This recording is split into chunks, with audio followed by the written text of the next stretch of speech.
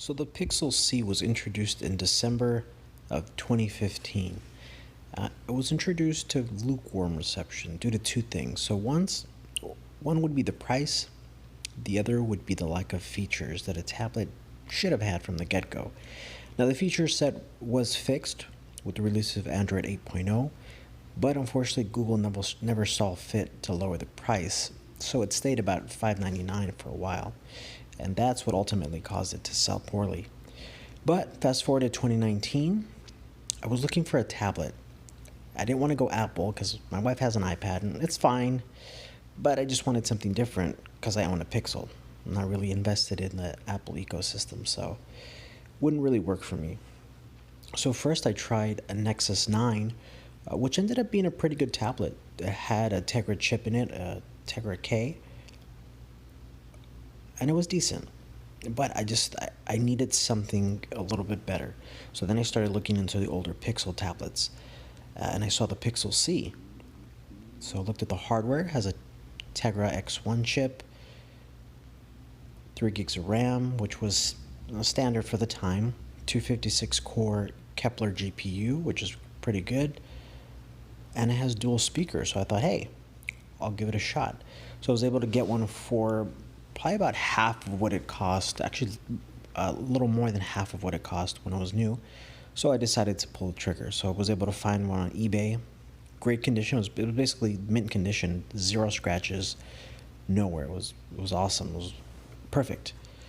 And I was still a little skeptical just because even though the Tegra X1 chip is in devices like the Nintendo Switch and like the NVIDIA Shield TV, I thought, I'm not really sure how it's going to hold up. But to my surprise, it actually ended up holding up very well. I mean, the tablet is super snappy, no lag. There's a stutter here and there when you're on web pages. And sometimes YouTube can do weird things, like sometimes it'll just play a black screen for some reason, but all I have to do is just exit out and go back in. And then I get weird things with some apps saying that it's not optimized for the Pixel. Sometimes they're Google apps, which is kind of weird. So you kind of do get that, weird quirk here and there, but for the most part, it's actually really snappy.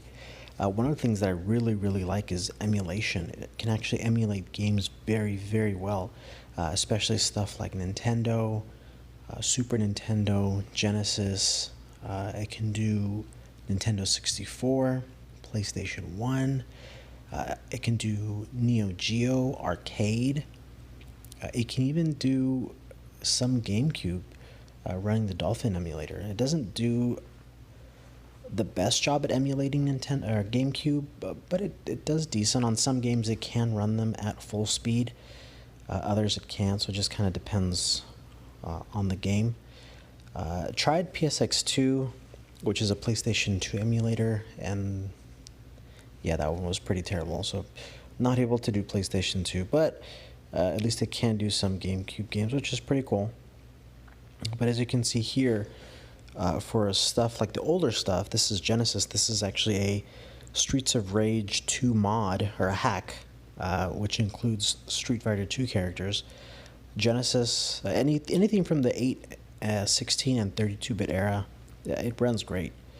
Even Nintendo 64, a lot of single-board computers, mainly the Raspberry Pi, it can't really run it that well, but this runs it just great. In my opinion, the Pixel C's biggest claim to fame would be its media consumption capabilities. It has a 10.2-inch LTPS display, 2560 by 1800 resolution, 308 ppi, 500 nit brightness, sRGB color gamut. I mean, this screen is gorgeous. It is nice and bright, and even though it is only an LCD display from 2015, colors actually pop very well. This tablet also has dual speakers. Now the speakers don't face you, they're not forward facing, they actually face to the sides, but regardless of that, the sound is still very rich and very full. Admittedly, during certain media playback, the sound can get kind of tinny. But for the most part, the sound is very full and very rich. The placement is pretty much perfect. When you place your palm or your hands on the tablet, your palms rest right below the speakers, so placement is perfect. When the tablet first came out, a lot of reviewers went as far to say that this tablet would be great for productivity.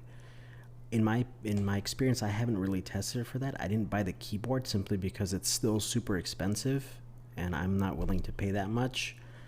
I'm not really sure how great it would be at productivity, but for media consumption, it's pretty much perfect. So now the question remains: does the Pixel C make sense in 2019? And for me, that answer is a resounding yes. In fact, I would probably go as far to say is that this might be the best tablet, the best Android tablet out right now, even though this tablet was released back at the end of 2015. That's how good it is. That's how good the speakers are.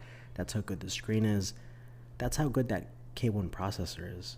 My only hope is that Google would finally wake up and just realize that the tablet market is important.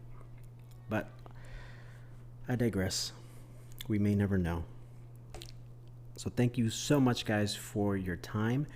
If you guys have any questions, comments, or concerns, please leave them down in the comments section. What do you guys think? Is the Pixel C worth it? Let me know.